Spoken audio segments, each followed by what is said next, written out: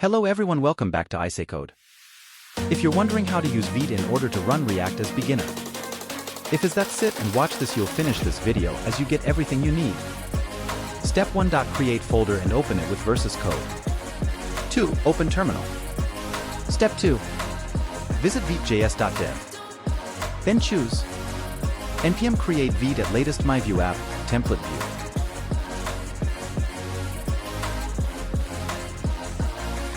And then edit it with renaming your desired React app name. Step 3.